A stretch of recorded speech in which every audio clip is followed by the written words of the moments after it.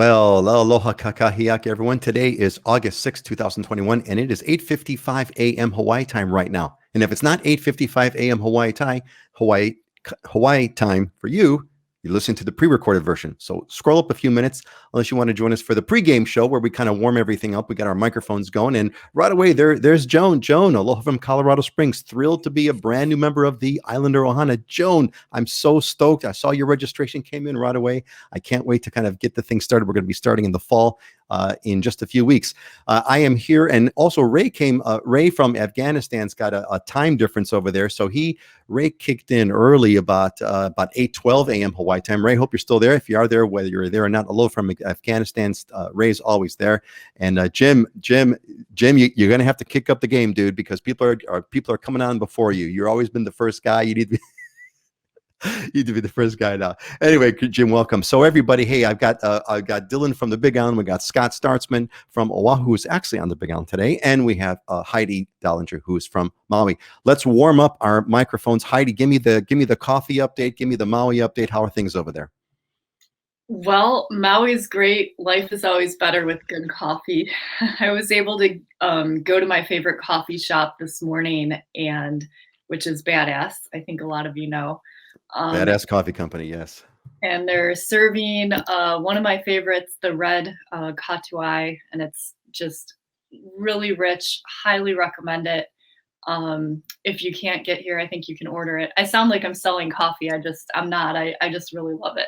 We need to get the Badass folks to sponsor some coffee for us, man. Because I'm doing my Costco. I'm doing the Costco Starbucks bag, which is shameful, but it is what it is. It should be Kona, but the Kona stuff's too damn expensive.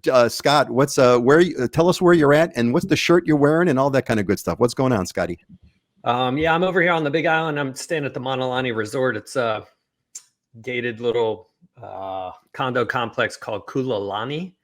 I love it. I stayed over here last time. I'm actually over here for a memorial service for my uncle who passed away in October. So we're now doing the family service thing. My parents were actually supposed to fly in for this, but because my dad's health isn't that great and COVID picked up and whatnot, they actually canceled the trip. So I got this 2-story place all to myself and had no parents. So. Well, I'm sorry about your uncle. May his memory be eternal. But good that you're there, and I hope you're enjoying the big giant place that you're. That place looks like huge, man. I mean, maybe it's the camera, but it looks huge. I think it's like 1,500 square feet or something. I don't need all this space. It's ridiculous. But it is Aloha Friday, and I went casual, so I got my my animal T-shirt. So I'm ready to attack the day and crush it today.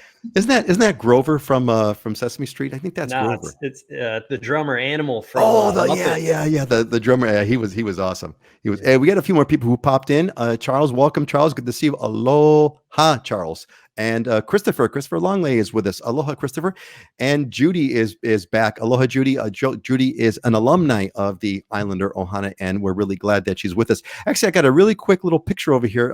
So Dylan, why don't you go ahead and give us the quick update? I got a fun picture I want to show everybody ahead of time. Go ahead, Dylan. Well, just a beautiful day over here. We had a really weird week of it, like raining every single day. It was raining in Kailua, Kona, and finally kind of started to clear up yesterday, and it's a beautiful day today. So looking forward to getting outside. I got 2 properties we got to get pictures of, so going to do that after the show since we got some good weather. Oh, you're muted, Peter. And speaking of pictures, Scott sent me this text message, which was really cool. So Scott is on the Big Island and visited Dylan, and first time the guys were in person there. Anybody want Scott, Dylan? Guys want to share about that? Well, yeah, sometimes we forget. Now that we started this whole thing, it was a COVID brainchild, right? Where there was zero travel, and so we've been hanging out online at least once or twice or 2 or 3 times a month for the last year or so. And right? Yeah, so it's kind of funny that it's the first time we actually met in person.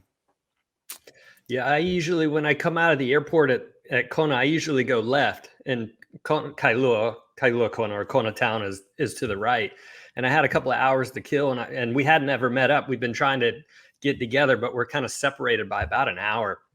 And it was right around lunchtime. And my first place I ever went to eat when I landed on the Big Island, or when I moved here in 1999, was Honoka'au Harbor. So I took that right and I went down there. I got a fish sandwich and a schooner right at noon.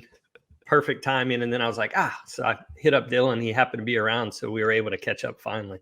That's so cool. I'm glad you guys did that. That's so cool. We need to kind of do a meeting in Maui or something like that. All four of us need to meet up in Maui. Some cool beach resort there and meet up with Heidi. Because again, we've only just met Dylan, but before you and Scott met, you and I were the only folks that kind of. Well, I knew Dylan face to face through many things, and I knew Scott face to face through many things. But it's kind of cool. Excellent. Hey, it's just about it is that time. Why don't we do? Let me back up here for a quick minute. Let's say hello to a few other folks who have joined us. Let's see here.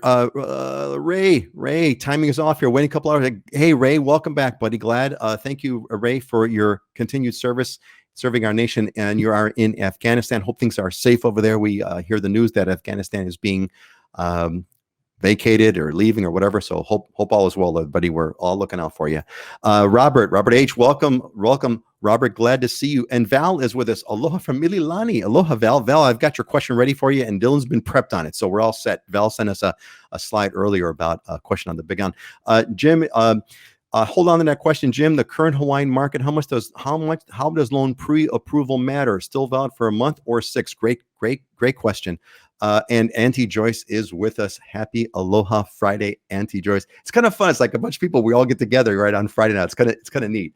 I want to point this out real quick from Twilla. Can someone please help me find a friend in Hawaii? He's from East Liverpool, Ohio. He's 56 or 7. His name is Donald C. Rockhold. Well, Twilla, there you go. There's your message. Anybody who sees this can connect with you on Facebook. If they find the person that you're looking for, I wish you luck in your pursuits. All right, let's do a quick news roundup. Let's go here. Here we go. All right. Well, we are hitting the record books in Hawaii. We've got, if you look at that graph there in the upper right-hand corner, the spike there is really cranking up. We've got a record 655 COVID cases. That's never been that high in Hawaii. So that's kind of got a lot of people, how shall I say, there's a lot of hand wringing, and justifiably so per se. The hospitalizations are also spiking. There is a concern. I'm glad to see, if you look over here at the bottom right-hand graph has fatalities.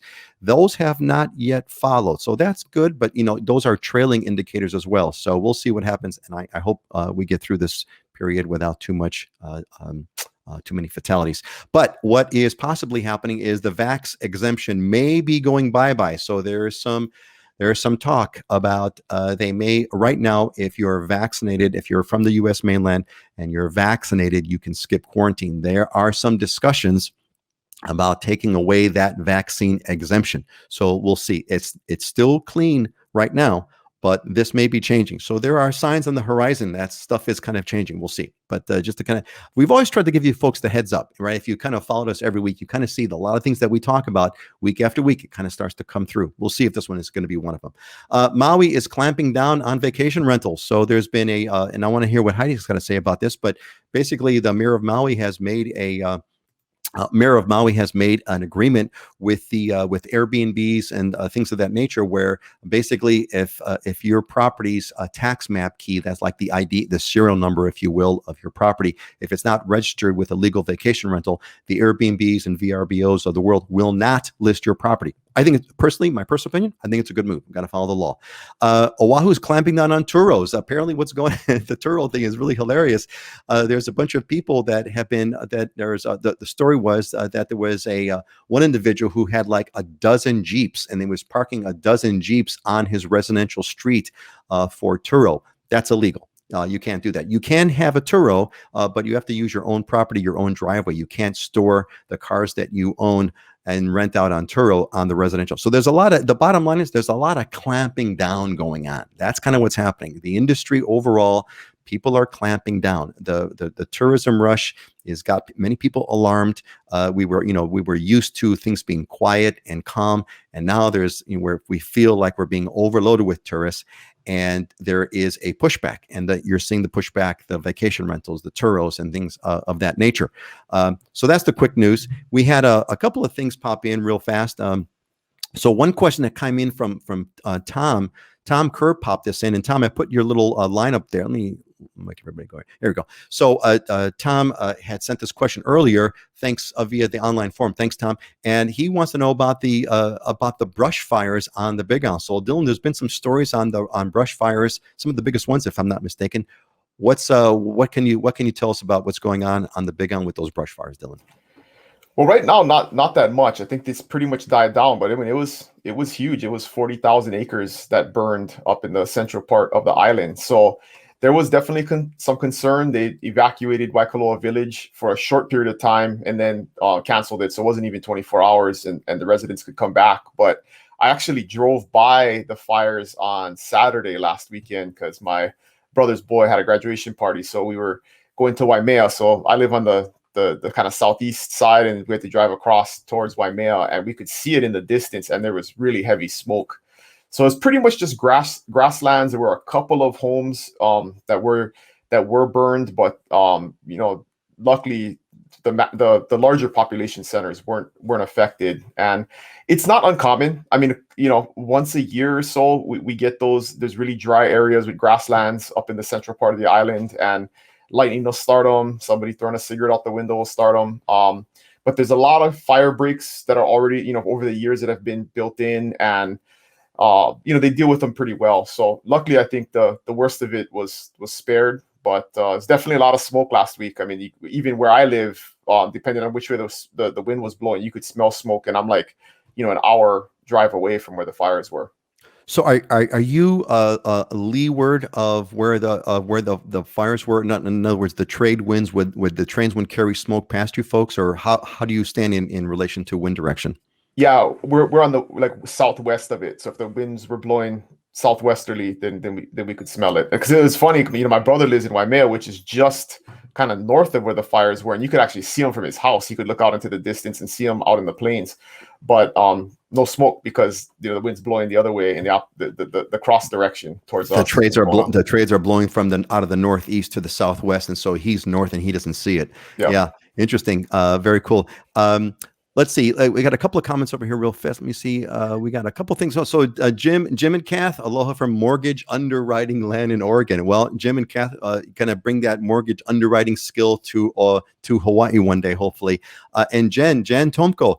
Jen, welcome. Aloha from Michigan. Great to see you, Jen. And Megan, aloha Maui friends. Aloha from Maui friends. Happy to see you all. Megan is an alumni of the Islander Ohana. We're doing a party at Megan's house. That's what we're going to do. We're going to do like a get together, a meetup. We're going to do a Maui Islander Ohana meetup. And we're going to be hanging out at Megan's backyard, Megan. So we're coming. I don't know when, but we're coming one of these days. Okay, so let's get a quick sort of update on news, kind of anything new to report on. Heidi, you saw that story I kind of clipped on about the short-term vacation rentals. What else do you want to report on news-wise from Maui? I was just going to report real estate-wise. There was a recent sale of 45 million of beachfront homes sold in South Maui this past week. So that was kind of in real estate news. Hopefully you sold that one. Heidi, tell me you sold the $45 million property, please. Unfortunately, it wasn't me. I've sold some other ones, but yeah, that was one of our largest sales. I mean, as far as the vacation rentals, Maui's been cracking down on illegal vacation rentals for some time. I mean, the fine is $10,000 a day. So, I mean, nobody in their right mind would really do that, I think.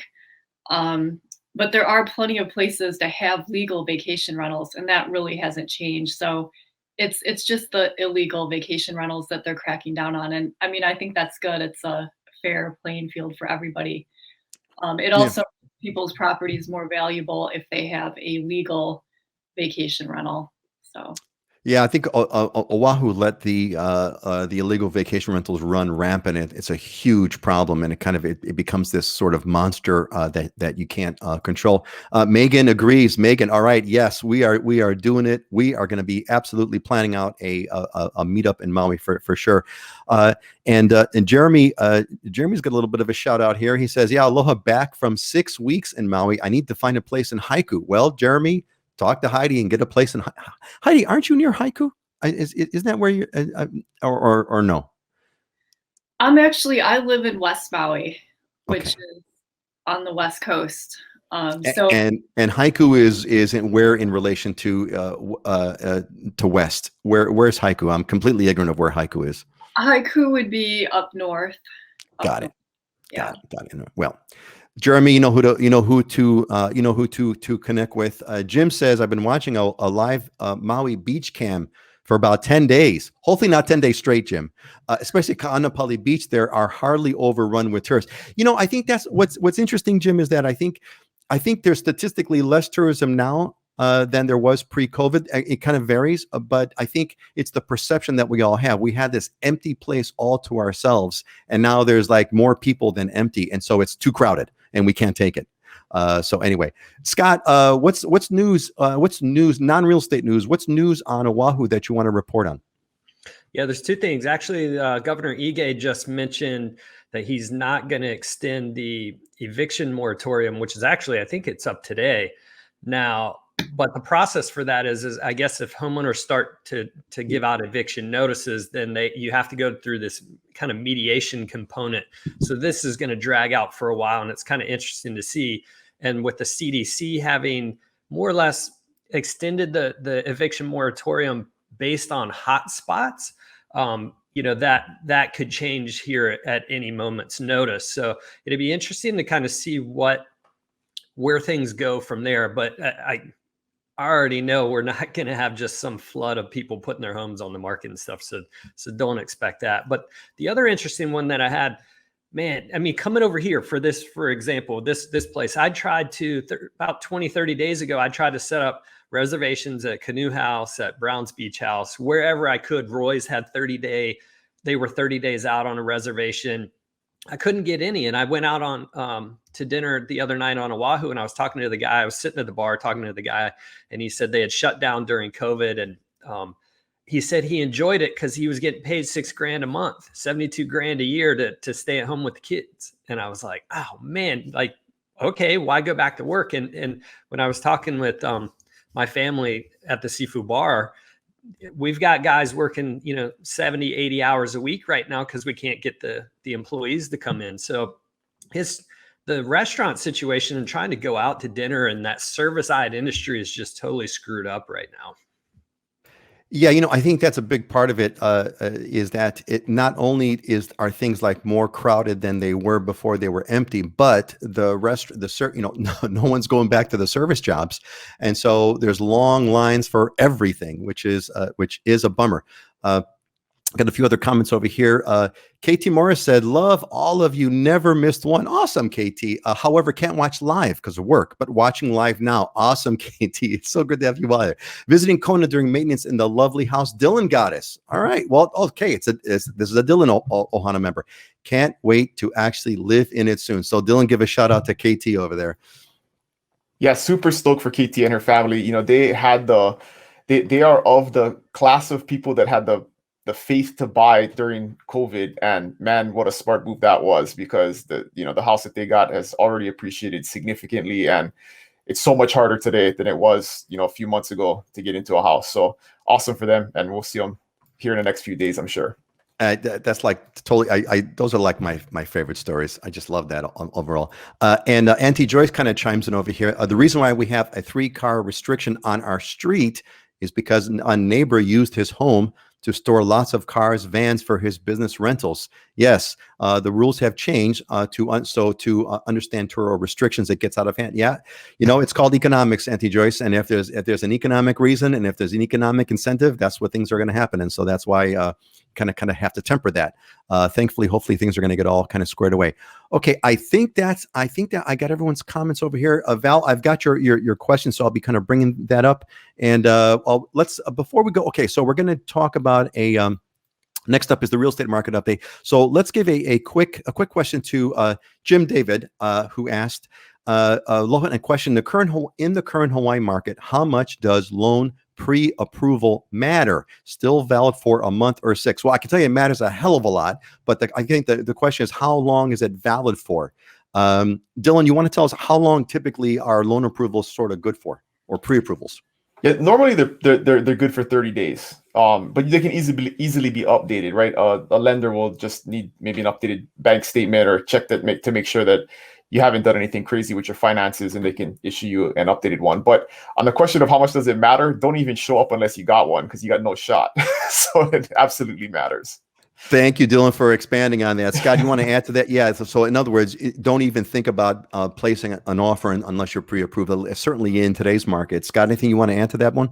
Yeah, I mean, the pre-approval letter is a necessity, but for me at this point, you have to have some kind of significant down payment, or at least some kind of appraisal clause. I'm not even, pre-approvals are the bare minimum, but I'm not even getting accepted contracts with people with just a pre-approval. You got to have some cash funds to make up for an appraisal shortage. You got to put some language in there. Yeah. Hey, so thanks. So Scott kind of veered us a little bit more to like the kind of things that are needed in today's market. Heidi, you want to add to that at all? Like for today's offers, you got to have pre-approval. Scott's kind of saying you got to have pre-approval. You may have to waive some part of the appraisal. What else have you seen, Heidi, that's got to be happening to even get in the game these days to make an offer on a house that has a prayer of getting accepted? Yeah, pre-approval, absolutely. By a Hawaii lender, that tends to hold more weight. Also, proof of funds is really important. I mean, the listing agent and the seller are going to be looking at the entire package of your offer. And in order to accept something, I mean, they want just really great proof that you're going to be able to close. So it's really great to just get all that up front and get it in, make your offer more competitive, so they're not left wondering whether or not you're going to be able to close. Yeah. Thanks for that. That's very important. Go ahead, then.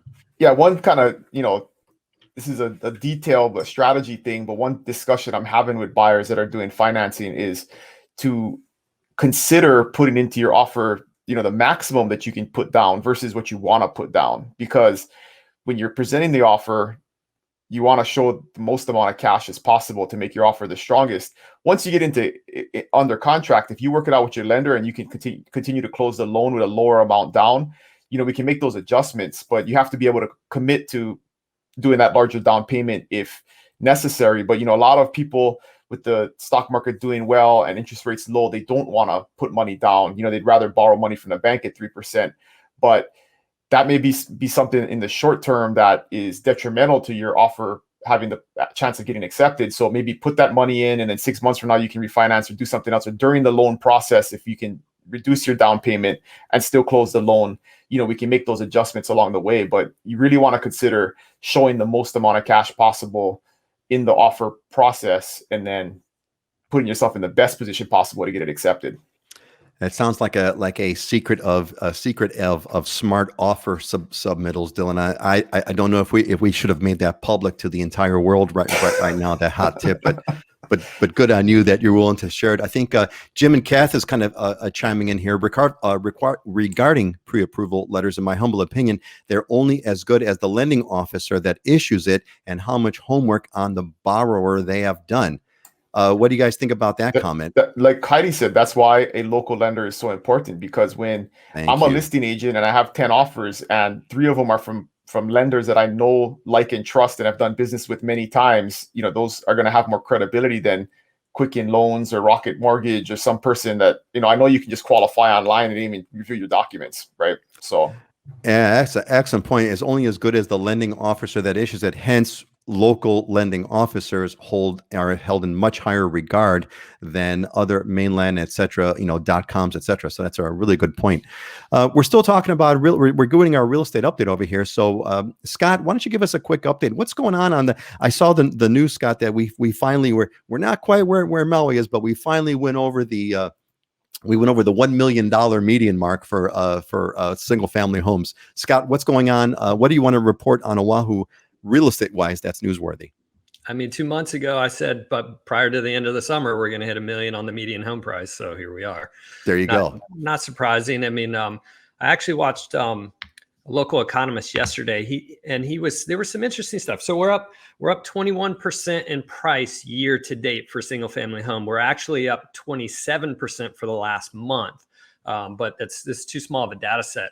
But we're still, I mean, I looked at the number of active homes, 443. We still just have no inventory, and there's almost 800 homes in escrow. So it's a tight market. Essentially, what you're looking at is, between 10 and 30 people competing for a home.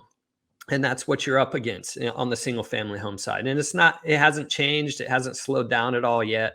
And there's not that much inventory. We're going to come out of the summer months. Now the kids are back in school. There's going to be less movement on the sales side. So we actually may see less listings coming on the market. On the condo side, we're up 6% year to date, but 9% last month in price.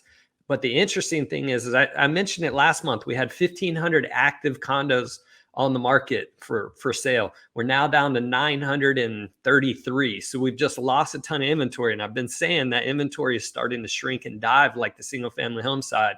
So prices are going to start moving in that double digit range moving forward here for condos. So I don't see a slowdown. And my other point I've been trying to make to people who are thinking about that condo side is they're not that there's hesitation, but what happens when the international buyer is not here?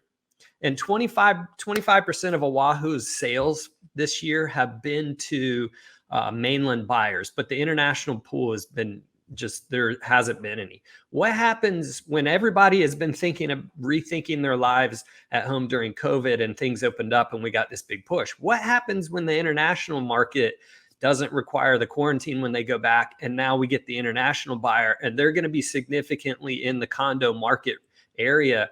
What's going to happen to Kaka'ako, Waikiki, that range in there, Ala Moana? I think we're going to get a strong push from the international buyer at that time too. It's so that's a nice long way of saying prices are going up. Prices are going up. That's what's kind of going on over there. And those condo prices, Jim Stevenson, buddy, you've been looking at those Kaka'ako condos. You better hurry. You better get on with Scott and get that bad boy happening. I've got a good friend of mine, long-term friend, Forrest Shoemaker. Forrest and I go back to 30 years, right? Forrest, easy. He said, Peter, you should have Lance Owens from Big Island on next time, Big Island President Realtors Association. Dylan, bring Lance on the show. Bring him on as a guest. Lance is a good dude. I know him well. Lance is a good dude. Dylan, why don't you give us an update on kind of what's going on give us the Big Island update that's newsworthy about real estate. Besides, again, it's bananas. We know it's bananas. There's no inventory. Prices are crazy. Give us something. Give us something else. Give us a story. Give us something good.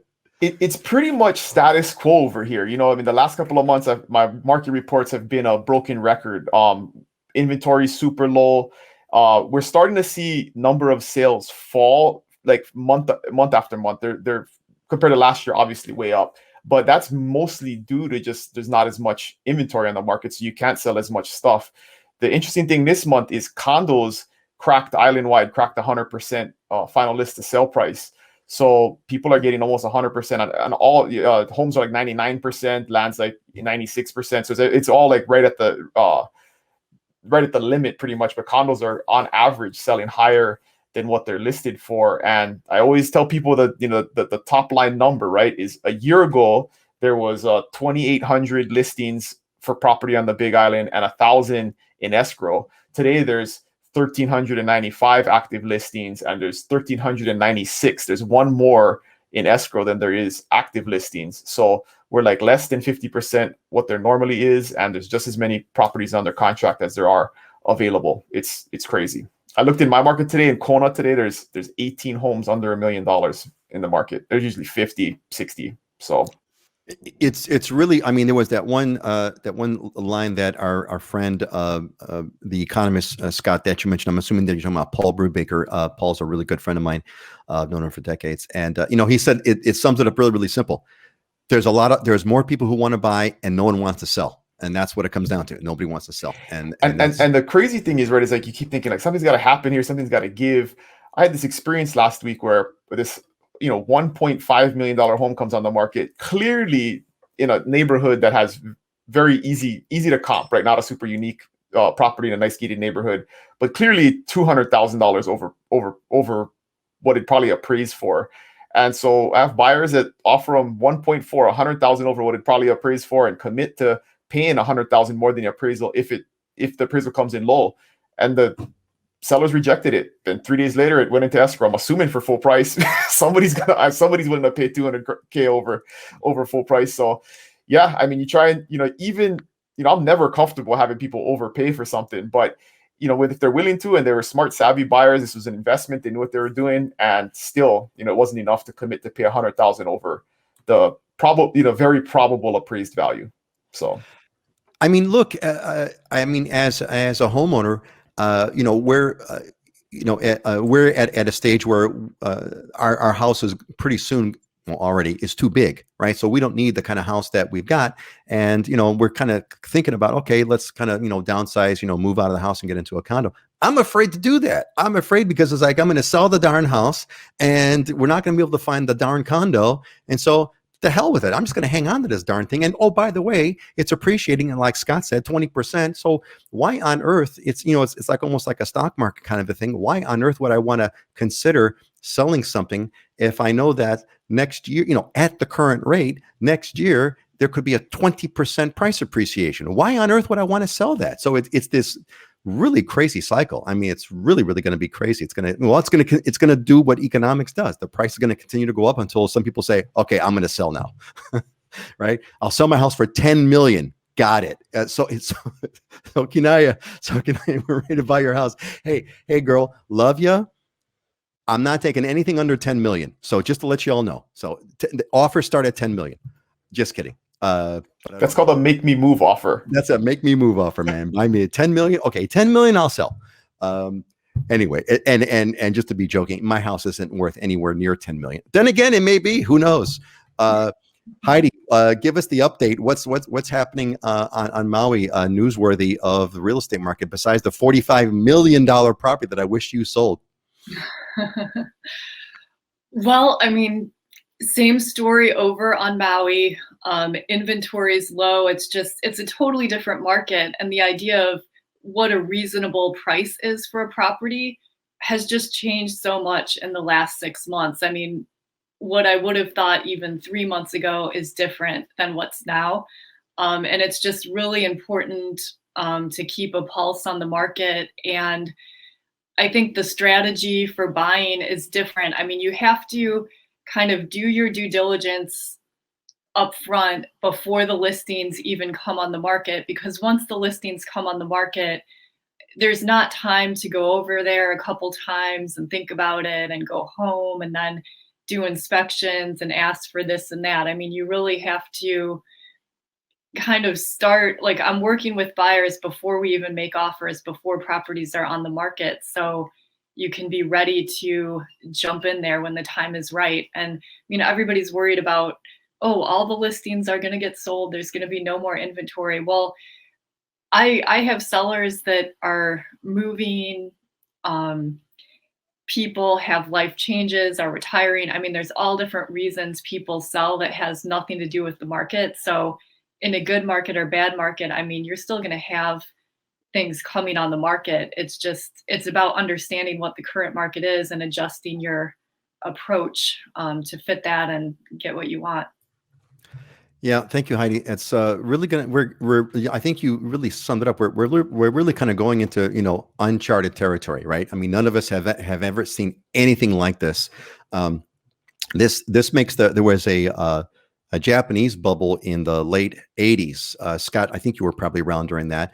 There was a Japanese bubble where the foreign buyers, the Japanese buyers were buying up real estate like crazy, and it was just kind of going up and up and up and up, and then it kind of bubbled out. But this, I think that pales in comparison to the kind of increases that we're seeing now. Okay, we got a question that came in, a real estate question that came in from Val. Let me bring this on the screen. Let's see here. Technical difficulties, operator incompetence. Okay, here we go.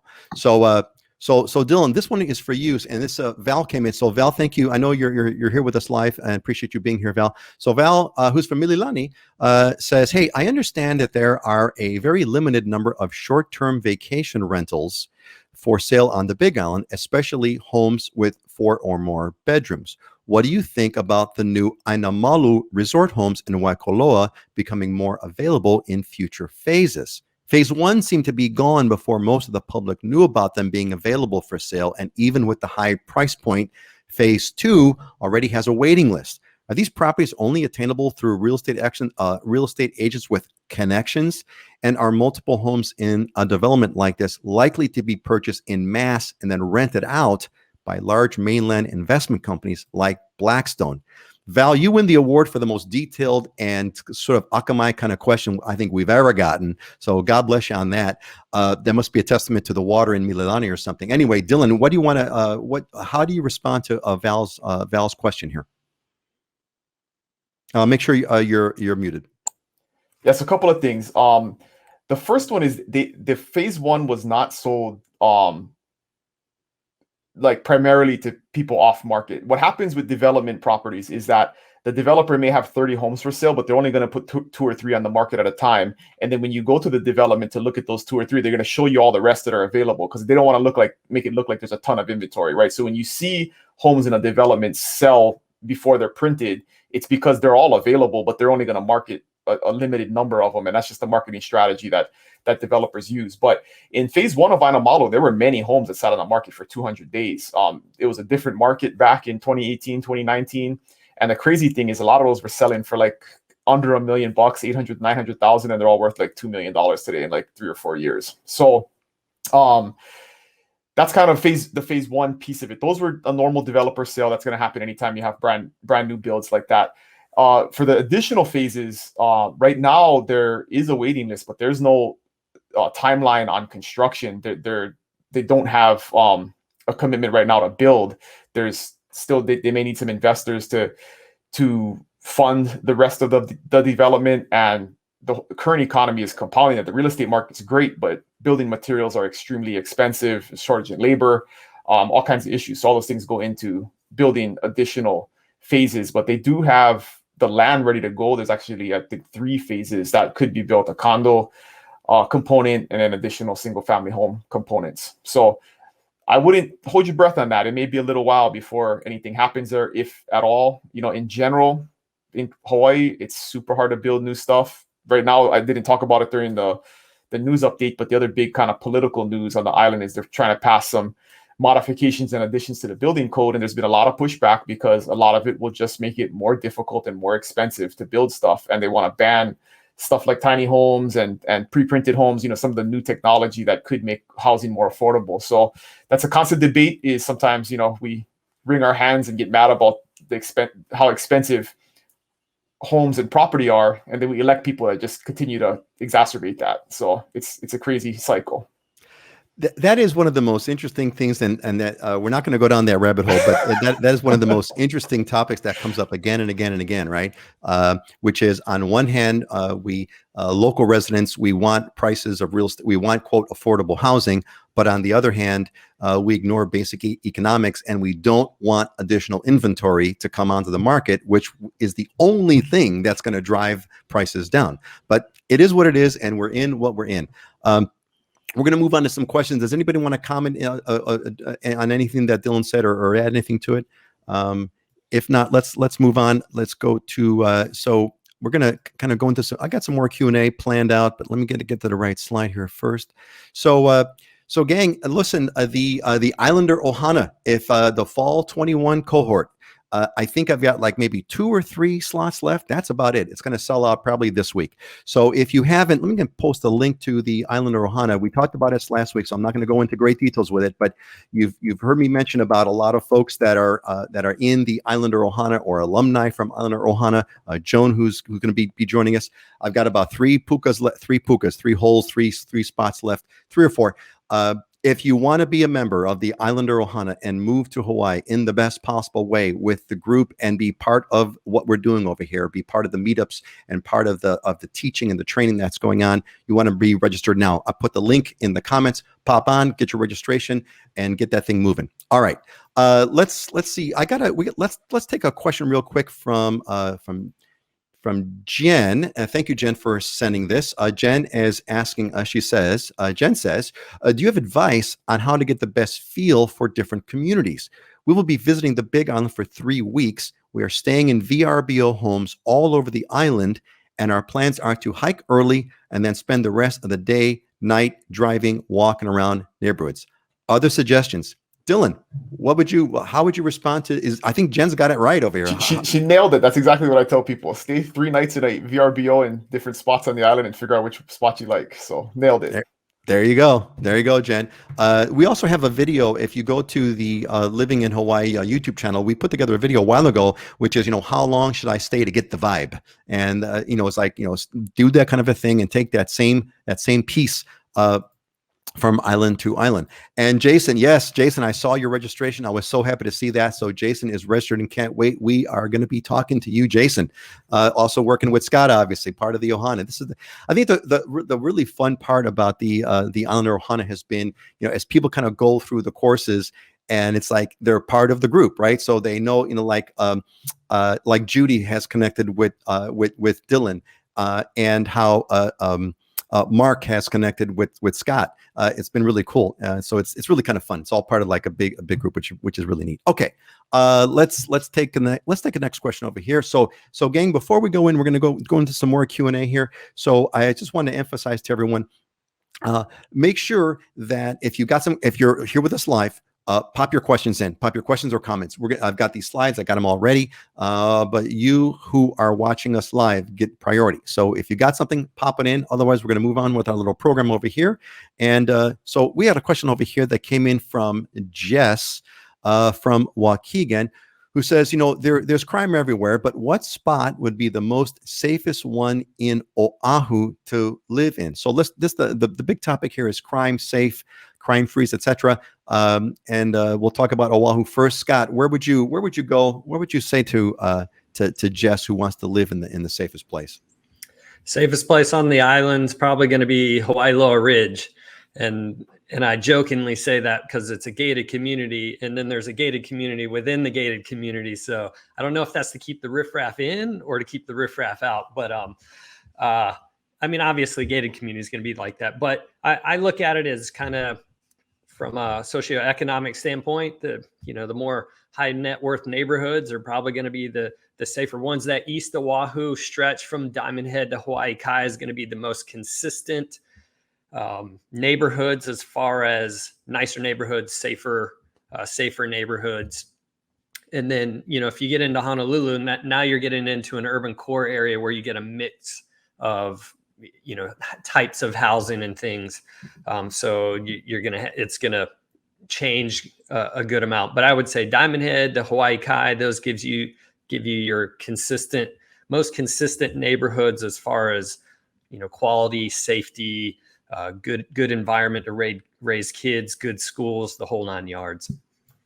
One of the things that I think, as you were saying this, Scott, what kind of occurred to me was, the relative safety of Hawaii to other places on the mainland. My gut, and I don't have any statistics to back this up, but my gut tells me that, relatively speaking, well, I know for a fact when I first came here from Chicago and everybody said, "Oh man, stay out of Kalihi. Kalihi's like this bad neighborhood."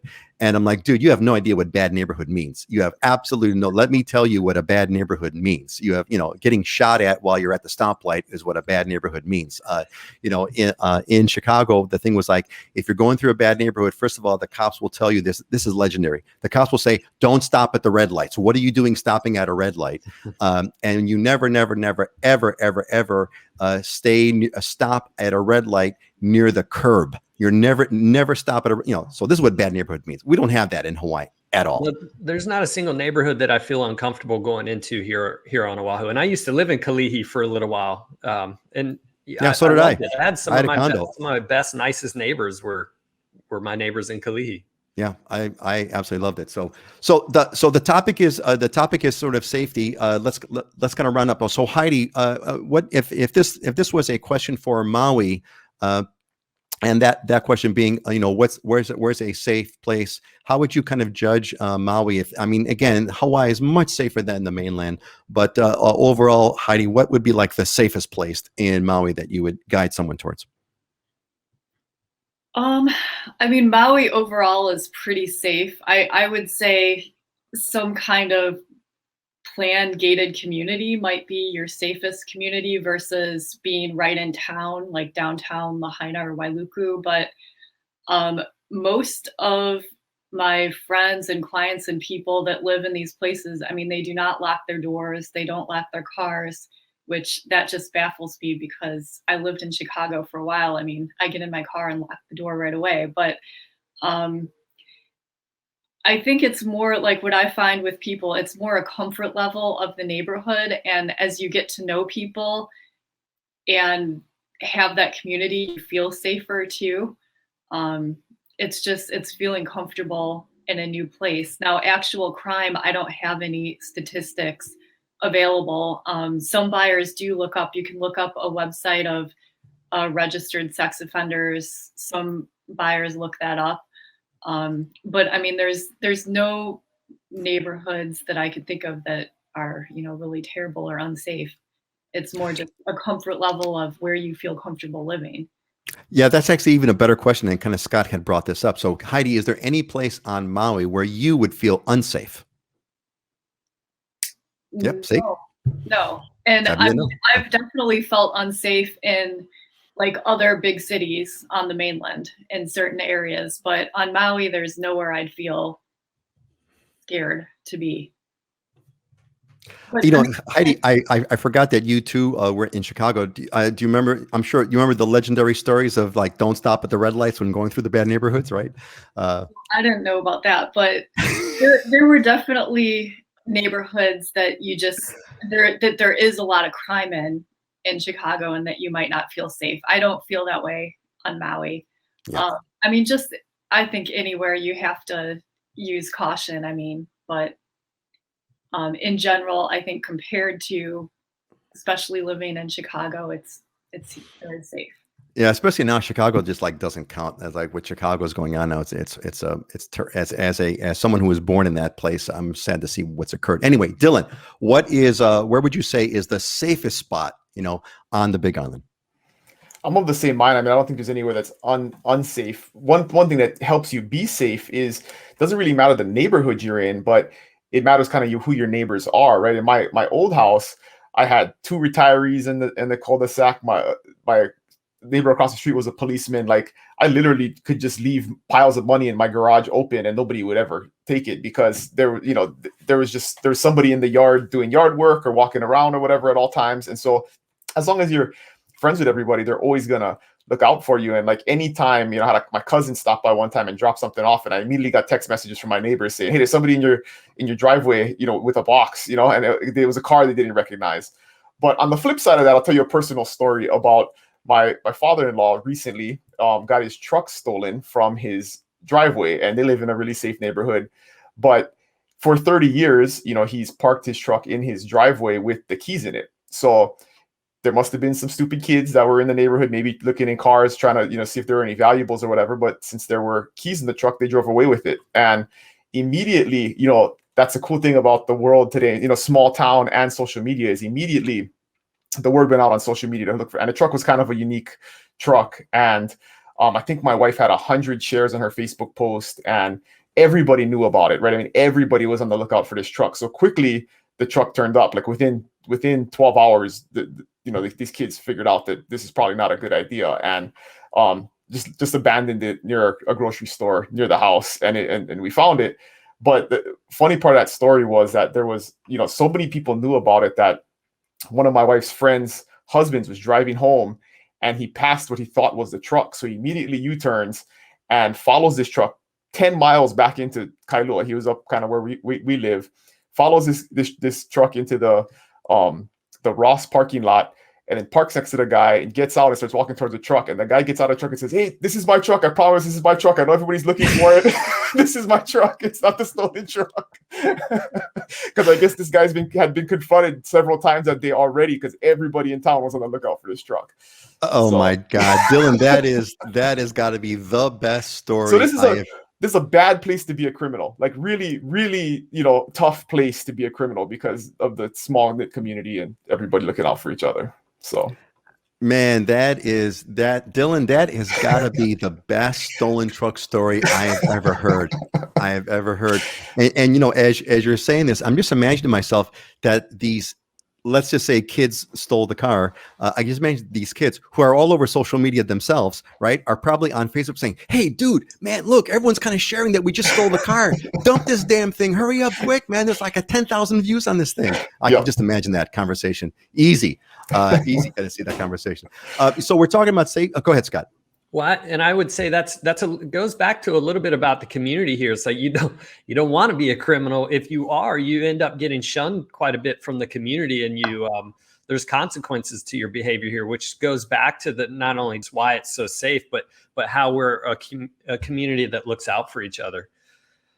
It's definitely the Islander, definitely the Islander way. And I think it's a lot of sociological kind of aspects of this. I think a large part of it is because we are on an island. It is a closed space. There is a very, very, literally a very small population, if you really think about it, tiny population relative to the size. It's closed. You can't get off the island. There's all kinds of reasons, but it's been culturally ingrained for since the beginning of time, really here, that we have to kind of care for each other to survive.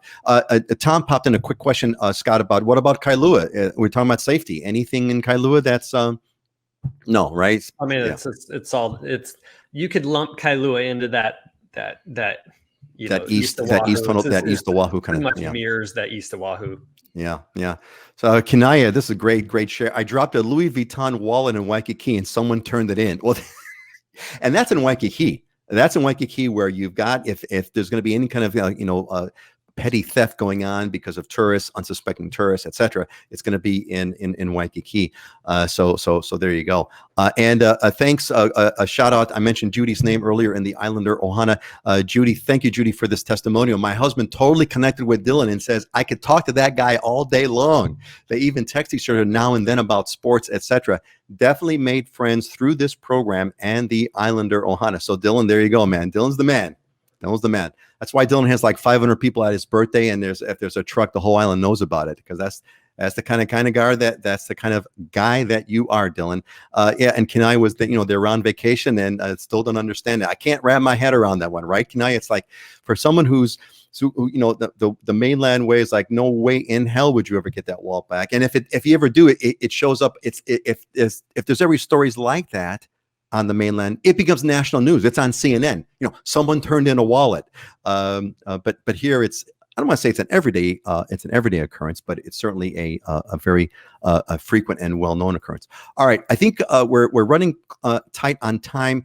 Let's kind of get into the diamonds and deals. But before that, real quick, we got a thing here from Jess. Aloha, Jess Santos. First time interacting on the show. Myself and a few friends plan to start a wellness center on the Big Island on the Kona side. How would you foresee the land buying market in 2 years? I don't know if you'd want to land. Well, let's just answer your question directly. Dylan, how do you respond to Jess?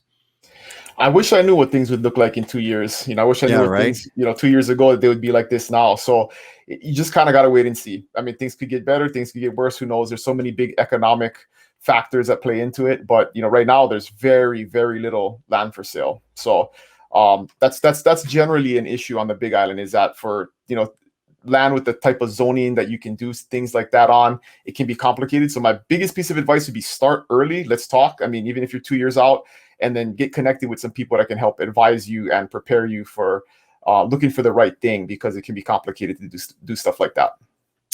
Jess, there's a link in the description. Click on the link. There's a form. Put your name in the form. I'll connect you with Dylan directly. As if you could ask all the quote old timers who are here, who have been the regulars who come to the show. Ask them about Dylan, and you can ask anyone. Ask the truck guy about. Ask anybody about Dylan on the Big Island. I mean, everyone knows him. He's the man, which is really so cool.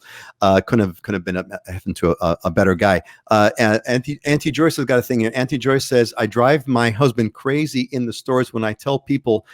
When I stop people to tell them their purse is open. Guess that's all my years spent in New York City and the Bay Area. Yeah, Auntie Joyce, those habits die hard. Yeah, Jess, you got it. That's what we're here for, Jess. So welcome Jess to the Ohana. Is the best thing I can tell you. Okay, diamonds and deals. We got our favorite properties that we want to kind of highlight, aspirational, inspirational properties. Let's get this party started here. This is the first one on Maui. This is 626 Waine'e Street, a 4-bedroom, 2.5 bath home with a 1-bedroom, 1-bath detached ohana. Now, detached ohana means a detached unit, a self-standing unit. We call it the ohana unit. Ohana means family. Typically, it's like the in-law kind of unit, etc. Heidi, what are we looking at? Tell us all about it. So as you can see, this is just a couple blocks from the ocean, right in downtown Lahaina. You can walk to Lahaina Harbor, Front Street, all the main shops and restaurants downtown. And you have a single family home plus a cottage ohana. The ohana is currently rented for $2,000 a month. So it allows you that unique opportunity to live in a home and then also have some rental income. You could live in the ohana and rent the house. The house might rent for $4,000, $4,500 a month, and then the 1-bedroom ohana rents for $2,000. I've had people tell me it could rent up to $2,800 a month. So provides you a unique opportunity there. It's all fenced in, really private. You don't even know you're in the middle of Lahaina when you're in that backyard there. Wow, Heidi. I mean, the fact that you can rent out that property, you can live in the 1-bedroom and rent out the big home for $4,000 a month. That's your mortgage payment, and you're all set. I'm surprised the thing is still on the market. It's probably sold already. Awesome, love it. What do we got next here? Let's see. We've got Scott. This is such a cute home. We have a 2-bedroom, 1-bath Kaimuki home listed for $669. Now the median price on Oahu was $1 million. Scott, this is a deal. Yeah, I mean, it's in a great location, Kaimuki, which is right close to Waikiki, Diamond Head, those kind of areas. But this is a whopping 512 square foot home on a 1,500 square foot postage stamp lot. So just for perspective, what I do like about this home, man, that's tiny. That is tiny. Yeah, Teeny no tiny. land. I mean, if you want yard space, you're getting rid of the one car carport on the left side of the house there, right? But it gives perspective. Part of why I chose this one is because it was built in 1930s, and you can't really tell from here, but it has the original doors for the bedrooms, and it has the original windows that are you raise them, and it has the pulley system in the window, which goes way back in the day. So the original glass and everything. So they mixed a little old with new, renovating it and whatnot. But that's right in the heart of Honolulu. It takes the place of a condo effectively. You don't have a maintenance fee. You're down a private lane. You have room for one car, and that's it. But it's essentially something along with it would take the place of a condo in this instance. Okay, well, Scott, we're gonna have the first ever live buying offers right now. Jessica and Wes, who are also members of the alumni of the Ohana, said, Scott, we changed our mind. Get us that house. Scott, there you go, man. Do it. Write the offer. Jess, hurry up, get it done. I know that Jessica and Wes have been working with Scott, and I know we have there is a private Facebook group is one of the things that we have in the Islander Ohana, and in that Facebook group, I know that Jess has been sharing us her dramas in getting a house. So there you go, get the house. All right. This is so much fun. Gotta tell you guys, I really enjoy this. Okay, so Dylan, I'm like, this is like so stunning. 3-bedroom, 3-bath in Kona View Estates, 1.85 billion. That's a couple two extra that was a typo. 1.8 million. That just shows you how crazy the market is. That's a $1.85 billion house. Anyway, so Jess says, just kidding, JK. Anyway, Dylan, go ahead. Give us the scoop on this $1.85 billion house. No, this just came on the market. I mean, you can see the ridiculous view this thing has, overlooking the Kona coast. That infinity pool is just stunning. Everything's nice about it. I think it's only like 2 or 3 years old, so relatively new, on an acre lot, so lots of space. But just kind of shows you the value you can get on the Big Island versus other islands. You can get a lot of space, killer views, brand new house. And yeah, it's not a cheap house, but just a super nice one. Diamond, great, gated neighborhood. Everything in the neighborhood's an acre, so you don't really have any neighbors close by you. And you're just like 5 minutes to town, but you're kind of away. There's elevation, so it's cool. You'll never need air conditioning. I mean, just one of those real diamond properties that. Boy, you're not kidding. And I just love that shot here is so cool with the infinity pool. I mean, whoever the photographer was is like just masterful. They did a fabulous job. And I could just imagine what kind of that's in Kona. So sunset views, what kind of views do you sunset views all year round. You know, you got basically 180-degree ocean view from that lanai, and that's the sun, you know, moves up and down the coast throughout the year, but I mean year round ocean sunset views. Man, that is amazing. Hey, now there's going to be a first over here because I've got a property that I want to show on Diamonds and Deals. Now, I'm not a realtor and I'm not selling it. So, but what popped on my radar screen, I saw this story somewhere. Oh, it was on a Rob Report. So here's a $15 million property on Kauai, a compound, 11,000 square foot home with a 22 car garage. How's that? So this crazy dude who was a developer on Kauai put this has recently passed away, God rest his soul, and he put his house on the market. Now I happen to be kind of a car guy, and I'm not a crazy car guy, but just to think of a $15 million compound on Kauai near a beach with 11,000 square foot and a 22 car garage, I just could not imagine a bigger dream come true. Talk about an amazing. That's just look. That thing looks like a resort. It's just crazy. I don't know if you guys folks heard about this property or not, or whatever, but it's just nuts. Anyway, that's my little diamond. I'm not going to do this every week, but every so often when something crazy pops up, I'm going to bring it up. All right. I think, gang, it's about 9:55 a.m. my time. I think we're going to bring this to a close. Gang, if you have any more questions, pop them in. I think I took care of everybody's. I think I got everyone's comments on there. So let's kind of wind this down with a closing thought. Let's go bottom up. We'll go Heidi, then Scott, then Dylan for the closing thoughts. Heidi, closing thought. My closing thought is you either endure the pain of discipline or the pain of regret. So that inspires me to go out and get things done and follow my dreams. How's that go again? That's a good one. The pain of the pain of discipline or the pain of regret. How's that go again? That was good. You either endure the pain of discipline or the pain of regret. That's almost like a Dylan poster, man. That's kind of what that sounds like to me. Scott, what's your closing thought today? I just want to thank everyone for joining in. I have a lot of fun doing this, and even coming from here on the Big Island and while I'm traveling, it's still fun to do the show. I'd rather do this than go out by the pool and hang out. So, oh man, what a dude! What a dude! Thanks, Scott. And and actually, people don't see this; it's all behind the scenes. But you lugged a bunch of equipment to make this happen, so we really appreciate that. There's light, there's lighting. There's a whole crew. Scott's got a whole crew behind him, whole filming crew. My struggle last show at Aloha, where I was standing up, my computer's down by my waist. I'm trying to figure stuff out. That was my test run for being able to bring everything here and set it up. Man. Well, you did great, man. Auntie Joyce has got a shout out for us. Next time we meet, I'll be on the mainland while husband redos our kitchen. Stay safe, everyone. Auntie Joyce, I hope you can meet us. Hope you see us. And if you are on the mainland, make sure you give us a shout out while you're there. And if you're still connected to the show. Dylan, closing thought. I saw this on Instagram the other day, so I had to save it for the show today. But be so happy that when other people look at you, they become happy too. I loved it. So oh, good one. Be positive. So happy. Go ahead. I'm sorry. Yeah, no, positive energy is contagious, right? It's the best thing to spread. Don't spread COVID, spread positive energy. There you go.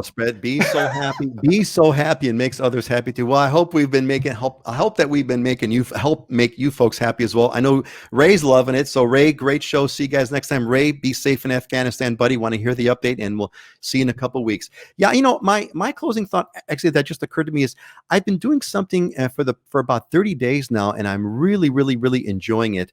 And that is that I've been reading Proverbs out of the Bible. So I got the Bible app, and Proverbs, there's 31 Proverbs. And so you read a proverb for each day of the week. And Proverbs is an incredible source of wisdom. Whether you're religious or not, frankly, it's irrelevant. The wisdom that's held in Proverbs is absolutely blows my mind that this was written so many thousands of years ago. So my closing thought is get the Bible app. So, at least for me, I got to have a Bible. I can't read paper anymore. So get the Bible app, read Proverbs and follow the day of the week. So today's like the 6th. Read Proverbs 6 and follow it. It's so cool. And that's it. We're gonna close it up. So Jeremy gives us his thanks. Ray, yeah, right. I already said shout out to Ray. Jeremy says thanks. I'm gonna say goodbye. Let's go around let's go clockwise. Dylan, Scott, and Heidi. Say goodbye, everybody. So aloha. Hello, everybody. Aloha. See you later, folks. See you later. Say, Heidi, you're muted. Go ahead and say your goodbyes, Heidi. Aloha. Have a great week. Aloha. Have a great week. All right. And Misty agrees. Great show. Thanks, Misty. See you later, folks. Aloha.